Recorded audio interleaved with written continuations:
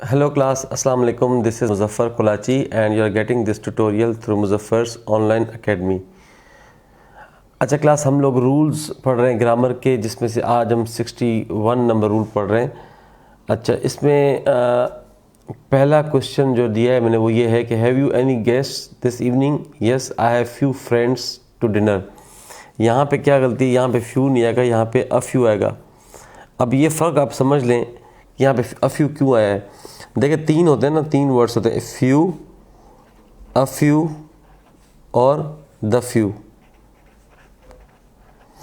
Few का मतलब होता है नन, नन का मतलब बिल्कुल ज़ीरो नहीं, मतलब कम। अ फ्यू का मतलब होता है, अ फ्यू इससे उल्टा होता है, इसका मतलब होता है सम, कुछ ना कुछ, मतलब हो तादाद है, कुछ ना कुछ है। ठीक है। द फ्यू होते हैं जितने भी हैं सारे के सारे, ऑल। ठीक है। अब आपको कैसे समझ आएगी कि यहाँ पे क्या पॉजिटिव सेंस है? यहाँ ये होगा ना, जब ये नेगेटिव सेंस है, यहाँ पे अफ्यू कहेंगे तो मतलब पॉजिटिव सेंस है, इसका मतलब मौजूदगी है किसी चीज़ की। और ये तमाम के तमाम, तमाम सारा का सारा। ठीक है। हम बोलेंगे मिसाल, इसका मैं आपको जुमला बताऊँ तो आप इसका जुमला बना सकते हैं। आप बोल सकते हैं the few guests who came last night, the few guests who came last night went before time। इसका मतलब जो तमाम गेस्ट आए थे, तमाम के तमाम जो गेस्ट हैं वो वक्त से पहले चले गए। ये हो गया था फ्यू। फ्यू आप मिसाल देंगे तो उसमें बिल्कुल आप ज़ीरो का ही मिसाल देंगे। ठीक है। और आपको जब इसने यस लिखा है यहाँ पे, यस, इसका मतलब है आपको वो पॉजिटिव सेंस दे रहा है। जब पॉजिटिव सेंस देगा तो आपने फिर वहाँ पे फ्यू नहीं लगाना, बल्कि वहाँ पे अ फ्यू लगाना है। ठीक है। ये इसका मेजर जो डिफरेंस है। यस यहाँ पे नो का सेंस होता, वो कोई बात बताता हो, कहता no no there are few people around that celebrity. No, वो कहते बहुत रश था सेलिब्रिटी के इर्द गिर्द, बहुत रश था क्या वहाँ पे? जो स्पोर्ट्समैन आया था, या मिसाल बाबर आजम आया था, तो उसके इर्द गिर्द ज़्यादा लोग थे। कहते no no there were few people. अब नो नो कहा, इसका मतलब ये है कि वो नेगेटिव सेंस देना चाह रहा है कि कम लोग थे, तो वहाँ पे फ्यू ठीक होगा। इसलिए यस का है, इसका मतलब वो पॉजिटिव सेंस देना चाह रहा है, और तो फिर यहाँ पे अ फ्यू आ जाएगा। तो सही आंसर क्या होगा? यहाँ पे अ फ्यू होगा। I have drunk all little milk available in the जग। अब मैं यहाँ पे तीन वर्ड्स हैं जो आप समझने पड़ेंगे, little, a little, the little. ये बिल्कुल जिस तरह फ्यू, अ फ्यू और द फ्यू सीखा है ना, इसी तरह little, a little, the little होता है।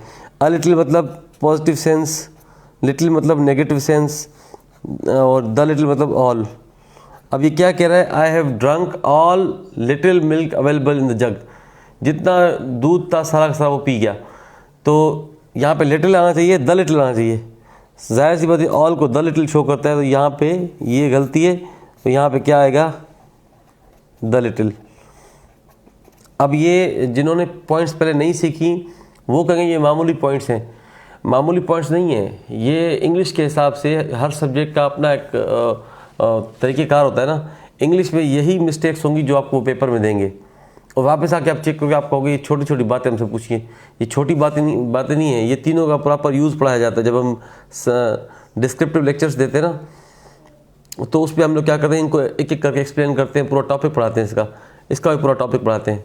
पॉइंट वाइज मैंने आपको शॉर्टकट में जिस तरह मैं समझा सकता था मैंने समझा दिया। तो ये छोटी पॉइंट्स नहीं है, ये आपको ध्यान में रखनी पड़ेंगी और जुमले में नोट करना पड़ेगा आपको। तीसरा है I told you that day. I told you that day नहीं, I told you the other day. हम जैसे बोलते हैं उस दिन मैंने तुझे बताया था, तो उसको इंग्लिश में हम बोलते हैं द अदर डे। ठीक है। जिस तरह आप कहते हैं आजकल, आजकल को हम क्या बोलते हैं? नावा डेज। तो हम इसको वैसे और क्या बोलते हैं इसको? These days. कहते हैं I am very busy these days. ठीक है। इसी तरह अगर बोलना हो कि आई टोल्ड यू दैट डे, मैंने तुझे उस दिन बताया था, तो दैट नहीं आएगा यहाँ पे। यहाँ पे क्या आएगा? आई told you the other day. ठीक है। ये भी याद कर लें। आगे मूव करते हैं। Please see my certificates. तो क्या होगा? Please look at my certificates. Excuse. Please look at my certificates. अब सी जो होता है, सी का मतलब होता है सिर्फ अपना विजन का सेंस यूज़ करना। किसी चीज़ देखोगे आप, सिंपल यूज़ ऑफ विजन, आप देख रहे हो, वो सी है। और लुक एट क्या है? लुक एट है आप केयरफुली देख रहे हो किसी चीज़ को। जब आप केयरफुली देखते हो तो फिर आपको लुक एट लगाना पड़ता है। अगर सिर्फ देखने का, विजन का सेंस यूज़ कर रहे हो तो वहाँ सी लगाना पड़ता है। तो सर्टिफिकेट्स को आप केयरफुली देखोगे ना, please look at my certificates, मतलब केयरफुली इसको देखो, ठीक है। इसी तरह हम अगर बोलते हैं ना बेटा ये वर्ड जो है डिक्शनरी में ढूंढें, तो हम बोलते हैं please look up this word, look up this word in dictionary. तो इसका मतलब क्या होता है? वहाँ पे सी हम क्यों नहीं बोलते? क्योंकि हमें पता होता है लुक यूज़ करेंगे तो ही इसका मतलब होगा कि ध्यान से देखो, केयरफुली देखो।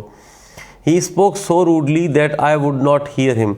ये ऊपर जैसे मैंने सी पढ़ा है, इसी तरह यहाँ पे हीयर नहीं होगा। हीयर का मतलब भी होता है सिर्फ सुनना, ध्यान से सुनना नहीं। लिसन का मतलब होता है ध्यान से सुनना, ठीक है। इसलिए हम बोलते हैं लिसन टू मी केयरफुली, मुझे ध्यान से सुनो, ठीक है। तो यहाँ पे क्या आ जाएगा? हीयर की जगह लिसन आ जाएगा। समझ गए? I hope it will be a month before he recovers. देखें, होप का मतलब क्या होता है? होप का मतलब होता है आप किसी चीज़ की उम्मीद लगाते हैं खुशी से, मतलब ये पॉजिटिव वर्ड है। वैसे होप जो है ना, ये पॉजिटिव वर्ड है, ठीक है।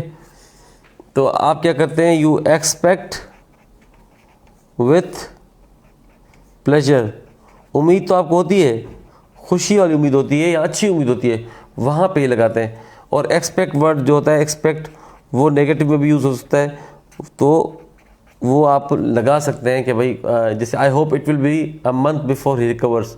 तो यहाँ पे उम्मीद जो है पॉजिटिव नहीं है या खुशी की खबर नहीं है, तो होप नहीं आएगा, यहाँ पे एक्सपेक्ट आएगा। वैसे तो आपको पता है ना, दोनों का मतलब है उम्मीद, मगर ये जो उम्मीद होती है होप वाली, तो ये पॉजिटिव होती है। सिंपल मिसाल मैं आपको दूँ, आप बोलेंगे I hope that I will qualify CS exam, मुझे उम्मीद है मैं पास कर जाऊँगा, ये पॉजिटिव चीज़ है ना, ठीक है। अगर इसी तरह अगर एक्सपेक्टेशन होगी, एक्सपेक्टेशन भी उम्मीद होती है, एक्सपेक्ट भी उम्मीद होता है, मगर वो पॉजिटिव वाली नहीं होती, ठीक है। आगे चलते हैं। Please grant me leave as I intend to go home. Intend का मतलब होता है इरादा करना। अब ये जो भी सबऑर्डिनेट बंदा होता है ना, जो मुलाजिम होता है, जैसे अगर कोई टीचर है तो वो प्रिंसिपल को इंटेंड नहीं लिख सकता, ठीक है। ये सबऑर्डिनेट बंदा ये वर्ड नहीं लिख सकता, वो रिक्वेस्ट करेगा, तरले करेगा। इंटेंट का मतलब है आपने इरादा कर लिया है, मतलब ये आपकी तरफ से डन है कि आप जाएंगे। अब वो परमिशन दे या ना दे, तो आप ये नहीं कह सकते please grant me leave as I intend to go home. यहाँ पे क्या यूज़ कर सकते हैं आप? विश टू गो होम, आप विश यूज़ कर सकते हैं, I wish to go home. अब अगले की मर्ज़ी है वो आपको दे या ना दे, ठीक है। Many people died by the explosion. Died नहीं आएगा, किल्ड आएगा। जो डाइड होता है वो होता है नेचुरल डेथ के लिए, ठीक है, नेचुरल डेथ। बाकी जितने भी एक्सीडेंट हैं, जो भी है, एक्सीडेंट हो आपका और या कत्ल हो, मर्डर हो, कुछ भी और हो, वहाँ पे किल्ड आता है, वहाँ पे डाइड नहीं आता। डाइड का मतलब होता है कि जो आपकी नेचुरल डेथ हो। तो एक्सप्लोजन, धमाके से कोई मौत हो, वो नेचुरल तो नहीं है ना, वो डाइड नहीं हो सकता, वो क्या होगा? किल्ड होगा, ठीक है। If I would have done this I would have done wrong. ये बेटा थर्ड कंडीशनल इसको कहते हैं हम लोग, थर्ड कंडीशनल, ठीक है। अब थर्ड कंडीशनल में क्या होता है? थर्ड कंडीशनल में कि एक तरफ आपने हैड लगाना होता है जुमले के इफ़ वाले हिस्से में, ठीक है, और दूसरे हिस्से में वुड हैव लगाना होता है, would have plus third form, ठीक है। आप क्या कहेंगे? एक तरफ लगाएंगे हैड, दूसरे में would have plus third form. अब इस जुमले को देते हैं if I would have done this I would have done wrong. अब ये दूसरा जुमला ठीक है, I would have done wrong, तो यहाँ पे क्या आना चाहिए? If I would have done this नहीं होगा, if I had done this I would have done wrong. मतलब इफ़ वाले जुमले में हमने हैड लगा दिया और वुड हैव वाले जुमले में हमने थर्ड फॉर्म लगा दिया दूसरे पार्ट में, ठीक है। इफ़ वाले पार्ट में हैड आ गया, दूसरे पार्ट में would have plus third form आ गया, ठीक है। इसके बाद आपका है never I have seen such a sight. अब ये तो स्ट्रक्चर एक बना है, never have I seen such a sight, मैंने कभी ऐसा नज़ारा नहीं देखा। Never have I seen such a sight, इसका तो रट्टा ही लगा लो तो बेहतर है, क्योंकि ये बना बनाया स्ट्रक्चर, इसमें कोई रॉकेट साइंस नहीं है। जब भी इस स्ट्रक्चर को यूज़ करेंगे तो आप इसी तरह इस्तेमाल करेंगे। Never have I seen such a sight, never have I entered to this kind of castle, never have I talked with anybody older than me. ठीक है, तो ये नेवर हैव आई होता है, आई हैव नहीं होता। ठीक है, ये मिस्टेक इसमें। ठीक है, ये चंद रूल्स हैं, इनको एक एक करके ना लिखा भी करें और एक एक करके नोट किया करें। और जब मैं पढ़ा रहा हूँ तो पहले कोशिश किया करें कि जब सवाल हो उसको रोक के ना खुद से करके देखा करें, फिर जब मैं समझाऊंगा उसके बाद फिर आपके लिए काफ़ी ईजी हो जाएगा।